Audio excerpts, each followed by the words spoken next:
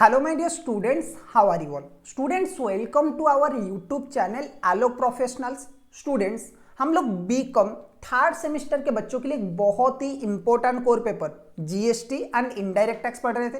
अब काफी बच्चों का ये कोई और सेमेस्टर में भी हो सकता है, लेकिन हम बीकॉम के बच्चों के लिए basically GST and indirect tax पढ़ रहे थे।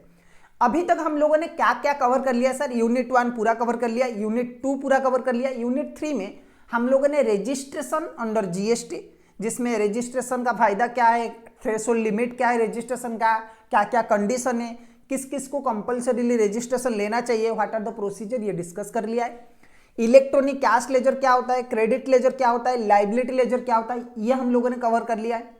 अब हम लोग आज क्या करेंगे, एक नया टॉपिक स्टार्ट करेंगे जिसका नाम है इनवॉइसेस और documents issued under GST.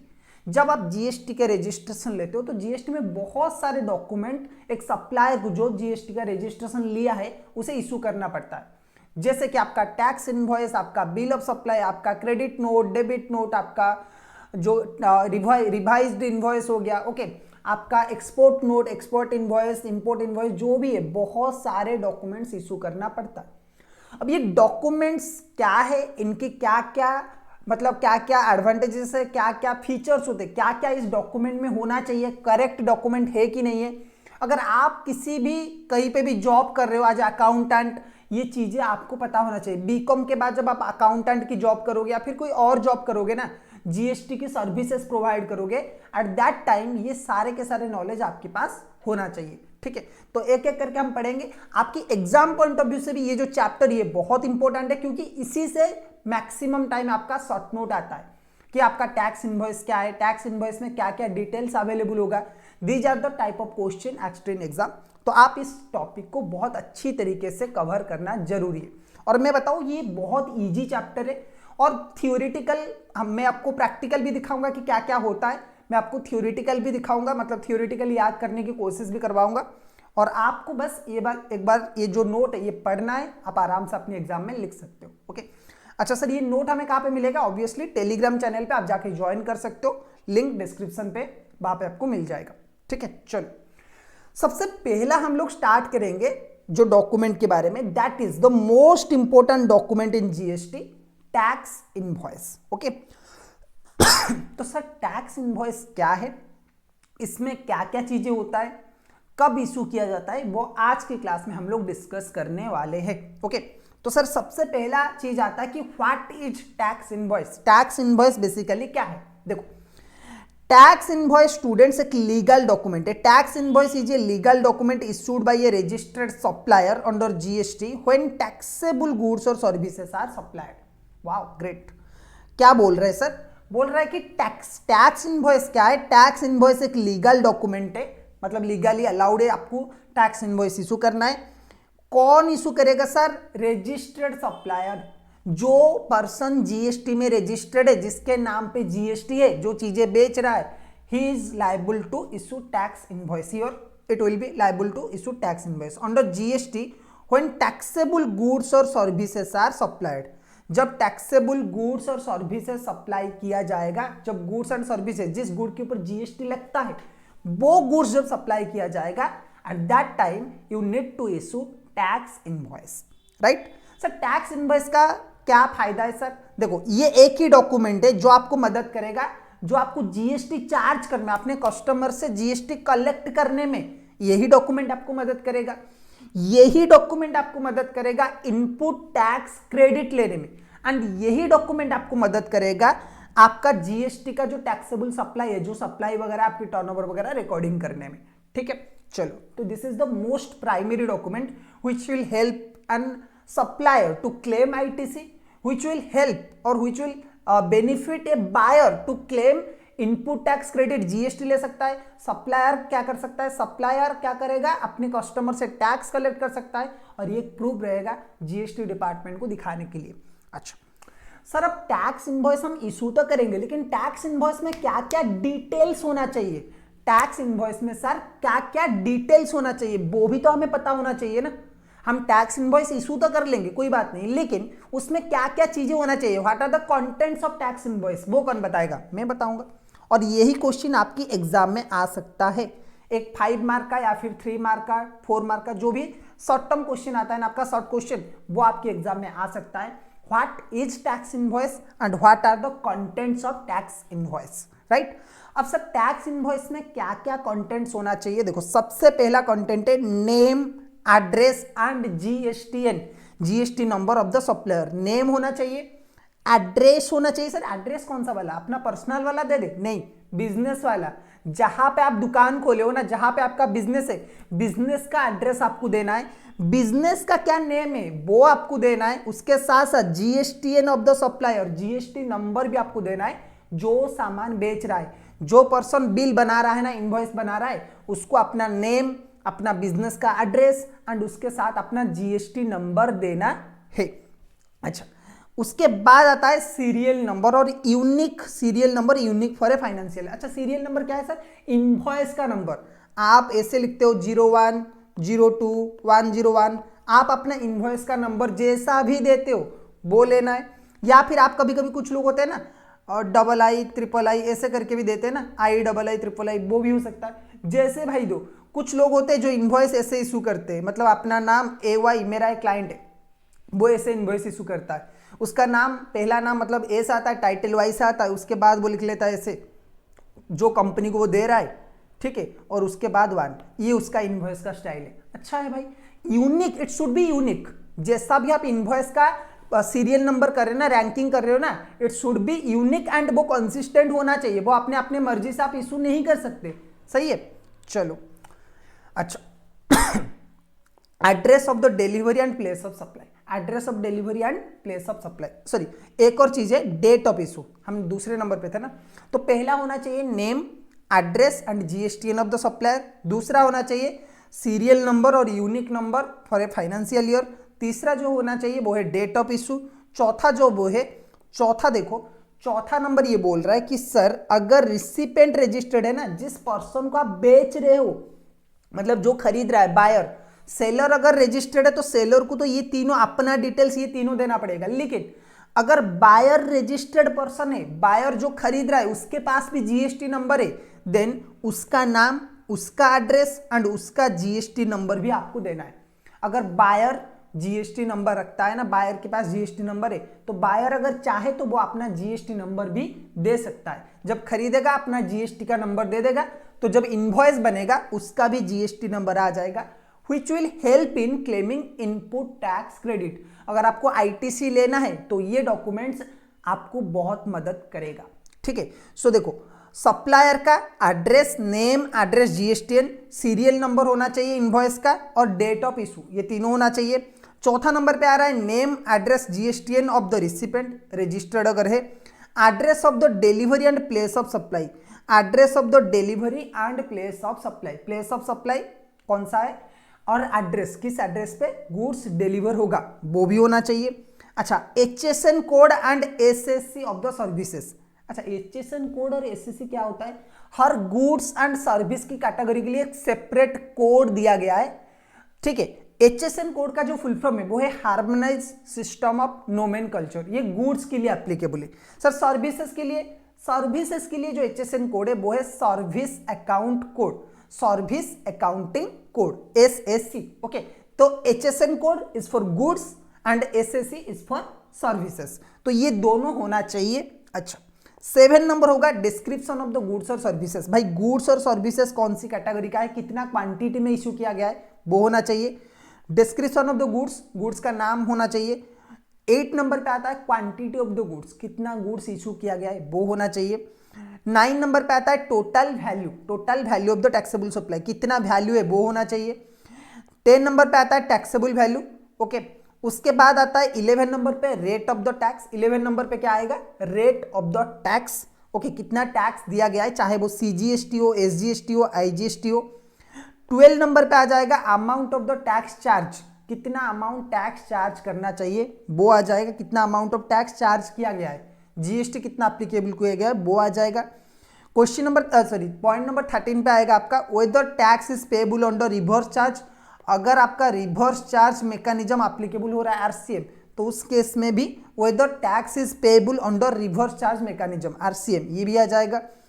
Question number 14 की अगर मैं बात करूं, signature and digital signature of the supplier और ऑथराइज्ड पर्सन। अच्छा, अगर जो भी सप्लायर है ना उसका सिग्नेचर होना चाहिए या फिर उसका डिजिटल सिग्नेचर होना चाहिए, डीएससी अटैच होना चाहिए, तो उस केस में भी क्या होगा, वो डॉक्यूमेंट वैलिड बन जाएगा। अच्छा, अगर सप्लायर, देखो क्या क्या हमने इशू किया सर, सप्लायर के लिए नेम, एड्रेस, जीएसटी नंबर, ये सप्लायर का सीरियल नंबर, कौन सी डेट को इश्यू किया गया है। अगर रिसिपेंट एक रजिस्टर्ड पर्सन यानी कि जिसके पास जीएसटी नंबर है, तो उसके केस में name, address and GST number, HSN code होना चाहिए, कौन सी एड्रेस में गुड्स डिलीवरी होगा एंड प्लेस ऑफ सप्लाई क्या है वो लिखा जाएगा, डिस्क्रिप्शन ऑफ द गुड्स और services, quantity of the goods, total value of the supply, okay, taxable value क्या होगा, rate of the tax, CGST, SGST, IGST कौन सा एप्लीकेबल होगा, amount of the tax charge, UTGST भी हो सकता है, amount of the tax charge, the tax is payable under RCM, वो भी आपको देखना है। उसके बाद सिग्नेचर और डिजिटल सिग्नेचर, ठीक है। अच्छा, एक और चीज आपको यहां पे ध्यान रखना है कि अगर एक ऑन रजिस्टर्ड रिसिपेंट है, अगर कोई रिसिपेंट है जो ऑन रजिस्टर्ड है लेकिन उसकी जो इनवॉइस वैल्यू है वो 50,000 से ज्यादा है, अगर कोई ऑन रजिस्टर्ड पर्सन है और उसका इनवॉइस वैल्यू 50,000 से ज्यादा है, तो उस केस में भी भले ही उसका जीएसटी नंबर नहीं है लेकिन आपको दो चीजें लिखना पड़ेगा, उसका नाम और उसका एड्रेस, ओके। अगर कोई सप्लायर, अगर कोई रिसिपेंट ऑन रजिस्टर्ड पर्सन है, even if is on registered person, अगर इसका इनवॉइस का वैल्यू 50,000 से ज्यादा का है, तो उस केस में क्या होगा, उस केस में उसका नेम एंड एड्रेस आपको मेंशन करना है। सही है। चलो सर एक बात बताइए, एक एग्जाम्पल दिखाइए ना सर, टैक्स इनवॉइस एक्चुअली कैसा है, हम लोगों ने अभी तक नहीं देखा है। नहीं, आप लोगों ने देखा होगा टैक्स इनवॉइस कैसा है। मैं आपको बताता हूं एक चीज, अगर आपने फ्लिपकार्ट या फिर अमेजन से कोई भी सामान मंगाया है ना, अगर आपने फ्लिपकार्ट एंड अमेजन से कभी भी ऑनलाइन शॉपिंग वगैरह किया या फिर आपके घर में कोई भी बिल हो, कोई भी चीज आपने खरीदा है, ठीक है, तो उसे जरा गौर से दोबारा देखिए और आपको वहां पे ये सारे के सारे डिटेल्स मिल जाएगा। All this details are available, वो पर्टिकुलर बिल में all this details are basically available होगा, ओके। फिर भी आपकी मर्जी के लिए मैं आपको एक टैक्स इनवॉइस का एक क्या कर रहा हूं, यहाँ पे दिखा रहा हूं कि मतलब कैसा टैक्स इनवॉइस होता है और उसका एक प्रॉपर आपको दिखा रहा हूं कि कैसा हो सकता है टैक्स इनवॉइस, ठीक है। चलो मैं आपको दिखा रहा हूं यहाँ पे, हाँ ये आ गया, देखो, आई होप कि आपको ये दिखाई दे रहा है। थोड़ा सा स्ट्रक्चर चेंज हो जाएगा लेकिन एक बार देख लीजिए, Daikin air conditioning India private limited, Daikin का एसी आता है ना, आप सबने देखा होगा डाइकिन का एसी आता है, तो ये जीएसटी नंबर उसका है, ये एक टैक्स इनवॉइस है। सर क्या यहाँ पे लिखा होना चाहिए टैक्स इनवॉइस या फिर आपने ये लिखा है? नहीं, लिखा होना चाहिए कि ये टैक्स इनवॉइस है, ठीक है। ये जो बिल होगा ना उसकी बिल में एक बड़ा सा लिखा होगा टैक्स इनवॉइस, ओके। अच्छा देखो, हमने क्या क्या पढ़ा था कि अगर सबसे पहला कंटेंट होना चाहिए कि जो बेच रहा है उसका नाम, उसका एड्रेस, उसका जीएसटी नंबर। देखो ये जो है ना डाइकिन जो लिखा हुआ है, डाइकिन का ये जो डॉक्यूमेंट है, Daikin air conditioning India private limited, ये नेम आ गया, उनका एड्रेस है देखो 4th floor C403 corporate avenue Andheri, okay. ये जो लिखा हुआ है ये आ गया डिटेल्स, महाराष्ट्र का डिटेल्स आ गया, उसके बाद ईमेल आईडी आ गया और उसके बाद देखो यहाँ पे है जीएसटी नंबर, दिखाई दे रहा होगा आपको, यहाँ पे है जीएसटी नंबर, ये देख लो, ये है जीएसटी नंबर, ये है GST number 27AA BCD 0971F1JW, okay. तो ये है जीएसटी नंबर, तो तीनों डिटेल्स आ गए। अच्छा देखो इनवॉइस का नंबर इन लोगों ने कैसे लिखा है, इनवॉइस नंबर 2023 फाइनेंशियल ईयर के लिए 2023 का ये है 2023 00000001, ठीक है। उसके बाद डेट मेंशन किया गया है, यहां पे लिखा गया है कि रिवर्स चार्ज है या फिर फॉरवर्ड चार्ज है, यानी कि सप्लायर अपने तरफ से जीएसटी दे रहा है या फिर रिसिपेंट को जीएसटी देना है, तो रिवर्स चार्ज है क्या, नो लिखा है। प्लेस ऑफ सप्लाई से लिखना जरूरी है, लिखना है प्लेस ऑफ सप्लाई क्या है, देखो महाराष्ट्र, यहां पे लिखा है स्टेट कोड कितना है, महाराष्ट्र लिखा है, प्लेस ऑफ सप्लाई महाराष्ट्र है, स्टेट कोड क्या है 27 है। अच्छा अब देखो यहां पे लिखा है bills details of the receiver, कौन रिसीव कर रहा है, देखो डिटेल्स ऑफ द रिसीवर यहाँ पे देख रखा है, नेम है क्रोमा मतलब टाटा का एक जो है ना मतलब प्रोडक्ट रिलायंस की तरह, रिलायंस डिजिटल की तरह टाटा की एक इलेक्ट्रॉनिक दुकान है जिसका नाम है क्रोमा, तो क्रोमा उसका एड्रेस लिखा है 5th फ्लोर ई विंग, ओके, कनिका जिलोन जो भी है उसका। और यहाँ पे भी स्टेट क्या है, महाराष्ट्र है, स्टेट कोड 27 है, ईमेल नहीं है, फोन नंबर है और जीएसटी नंबर है उस क्रोमा स्टोर का, जो भी क्रोमा का स्टोर है उसकी जीएसटी नंबर यहाँ पे अवेलेबल है, ठीक है। तो अगर जीएसटी नंबर अवेलेबल है रिसिपेंट का, अगर रिसिपेंट रजिस्टर्ड पर्सन है, तो आपको क्या करना पड़ेगा, अपना तो एड्रेस देना पड़ेगा, उसके साथ साथ रिसिपेंट का भी एड्रेस आपको देना पड़ेगा, ठीक है। अच्छा, डिटेल्स ऑफ द कॉन्साइनी, कॉन्साइनी मतलब किसको मिल रहा है, शिप टू, किसको मिलेगा, बिल किसके नाम पे हुआ है और किसको शिप किया जाएगा, तो यहाँ पे भी वही एड्रेस है सेम, तो दोनों को मतलब जो खरीद रहा है, जो जिसके नाम पे बिल हो रहा है उसी को ही डिलीवर किया जा रहा है, तो इसीलिए दोनों एड्रेस सेम है। अगर आपने किसी और पर्सन के लिए खरीदा है, मतलब किसी पर्सन ने खरीदा है और किसी और को डिलीवर हो रहा है, तो उस केस में bill to and ship to अलग अलग पर्सन होगा, मतलब किसका नाम पे बिल हो रहा है और किसको दिया जा रहा है, ठीक है। अच्छा, अब थोड़ा सा हम लोग अगर बात करें, देखो डिस्क्रिप्शन ऑफ द सर्विस, मतलब यहाँ पे बेसिकली एक सर्विस दिया गया है, सर्विस का रिपेयरिंग वगैरह कुछ होगा, ऐसा ही। रेफ्रिजरेटर, रेफ्रिजरेटर हमने लिया है मतलब फ्रिज, और फ्रिज का सर्विस कोड देखो कितना है, ये यूनिक होना चाहिए 841810, प्राइस कितना है 9999.99, ग्रॉस अमाउंट भी उतना है, डिस्काउंट 0। अच्छा देखो, ये है टोटल प्राइस मतलब एमआरपी, ओके। अब ये है एमआरपी, एमआरपी में दो चीजें इंक्लूडेड है, एक है आपका टैक्सेबल वैल्यू, टैक्सेबल वैल्यू मतलब जीएसटी कितने ऊपर लगेगा, अगर इसको आप बाइफरकेट कर लोगे ना, इसमें जीएसटी मिला हुआ है, जो 9999 अमाउंट मतलब 10,000 है उसमें जीएसटी मिला हुआ है, तो इसीलिए आपको क्या करना है, जीएसटी अलग करना है जितना परसेंट लगता है। यहाँ पे देखो लिखा है टैक्सेबल वैल्यू और जीएसटी और टोटल जीएसटी अमाउंट और टोटल वैल्यू आ गया, सही है, बिल्कुल सर। तो ये है टैक्स इनवॉइस का एक बेस्ट एग्जाम्पल स्टूडेंट्स।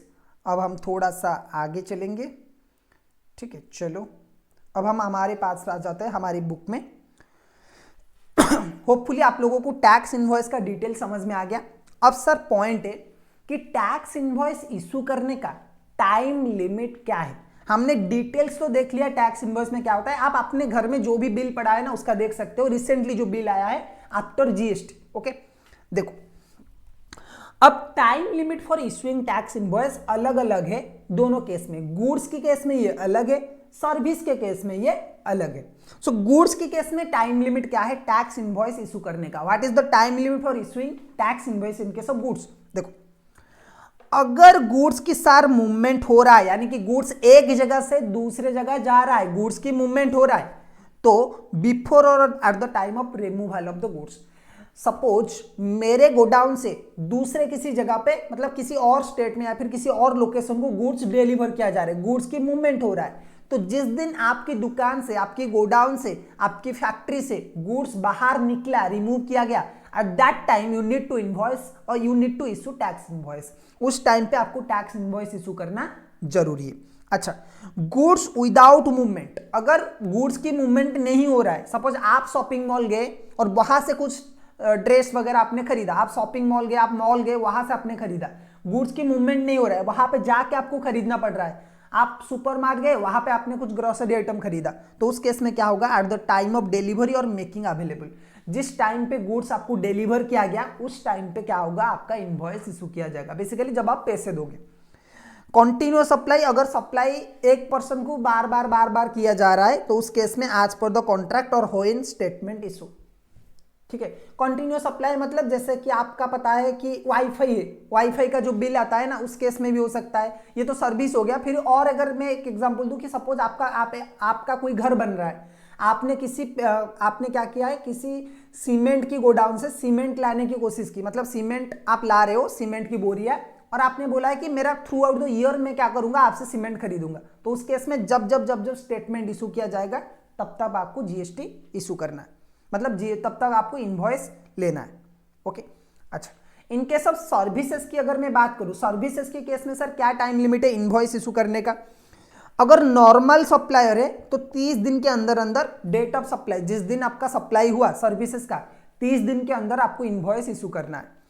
अगर बैंकिंग कंपनी, इंश्योरेंस और फाइनेंशियल इंस्टीट्यूशन है तो 45 डेज के अंदर अंदर, जिस दिन सप्लाई हुआ वहां से 45 डेज के अंदर अंदर आपको जीएसटी इशू करना है। अगर कॉन्टिन्यूअस सप्लाई है, जैसे कि वाईफाई वगैरह मैंने बोला कि 6 महीने का या फिर 7 महीने का या फिर पूरे 1 साल का आपने रिचार्ज प्लान ले लिया है, तो जब जब आपका पेमेंट आएगा ना, due date of payment on और before due date of payment, उस टाइम पे आपको इनवॉइस इशू किया जाएगा। अच्छा सर, अब बात करेंगे कि इनवॉइस कितने कॉपीज में इशू किया जाएगा। Number of copies of tax invoice, tax invoice के कितने कॉपी इशू किया जाता है। देखो, अगर गुड्स है तो 3 copies, for supply of the goods 3 copies, triplicate. अगर सप्लाई ऑफ द सर्विसेज है duplicate. Okay, for supply of the goods it's triplicate, यानी कि 3 इशू किया जाएगा, और सप्लाई ऑफ द गुड्स के लिए डुप्लीकेट। अच्छा, ट्रिप्लीकेट क्यों इशू किया जाएगा सर? देखो, एक तो ओरिजिनल रिसिप्ट जो है, ओरिजिनल जो बिल है वो मिलेगा रिसिपेंट को, जो सामान खरीद रहा है। जो डुप्लीकेट है वो मिलेगा ट्रांसपोर्टर को। ट्रांसपोर्टर मतलब जो वो सामान लेके डिलीवरी कर रहा है। ठीक है, मैंने सपोज एक कार मंगाया, Rolls Royce, okay example, okay, मैंने कार मंगाया, वो मुंबई से यहां तक आ रहा है। ठीक है, मुंबई से उड़ीसा।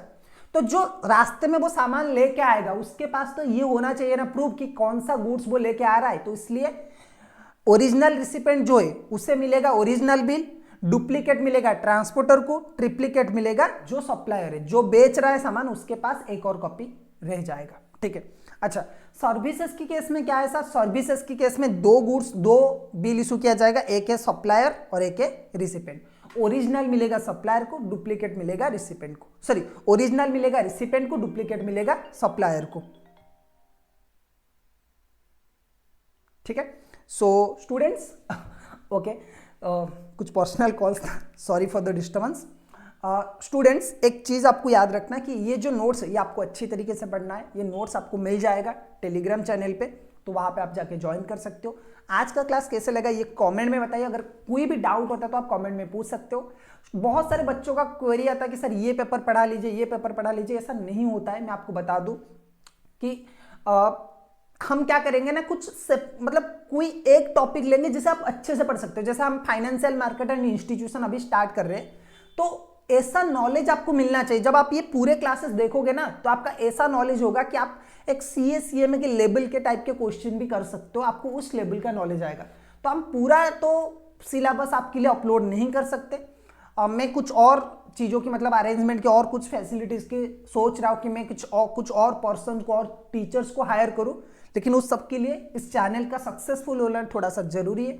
इसीलिए अपना जो सपोर्ट है इस चैनल को दिखाइए, अपने दोस्तों के साथ शेयर करिए। अगर क्लासेस अच्छा लग रहा है तो लाइक करिए, वीडियो को पूरा देखिए। मिलेंगे एक और क्लास में। Till then keep learning.